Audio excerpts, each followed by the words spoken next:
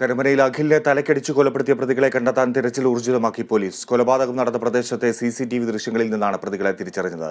4 പ്രതികളെ തിരിച്ചറിഞ്ഞെന്ന് സ്ഥലം സന്ദർശിച്ച DCP നിതിൻ രാജ് വ്യക്തമാക്കി.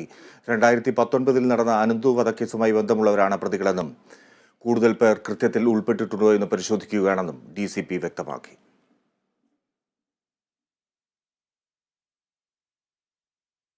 അഖിൽ, അനീഷ്, അതുപോലെ വിനീത്, സുമേഷ്, ഇങ്ങനെ 4 പേരുടെ ഈ ഒരു കേസിൽ ഉണ്ടതായിട്ട് പോലീസ് തിരിച്ചറിഞ്ഞു. ഈ കേസിൽ ഇപ്പോൾ നമ്മൾ ഐഡന്റിഫൈ ചെയ്തിരിക്കുന്ന ആൾക്കാരെല്ലാം തന്നെ മുൻപ് 2019 നടന്ന ഒരു മർഡർ കേസിലെ പ്രതികളായിട്ടുള്ള ആൾക്കാരാണ്. ഇലക്ഷന്റെ ഡേ വൈകുന്നേരം ഒരു ബാറിൽ വെച്ചുണ്ടായിരുന്ന ഒരു തർക്കവും അതിനെ തുടർന്നുണ്ടായിരുന്ന ഒരു റിവെഞ്ചാണ് ഇതിന്റെ കാരണമായിട്ടാണ് നമ്മളിപ്പോൾ മനസ്സിലാക്കുന്നത്. ഈ കേസുമായി ബന്ധപ്പെട്ടിട്ട് കഴിഞ്ഞ തവണ നടന്ന ഒരു ഇൻസിഡന്റുമായി ബന്ധപ്പെട്ടിട്ട് അതിന്റെ ഒരു പ്രതികാരം എന്ന രീതിയിൽ വന്നു എന്നുള്ളതാണ് ഇതുവരെയുള്ള പോലീസിന്റെ നിഗമനം.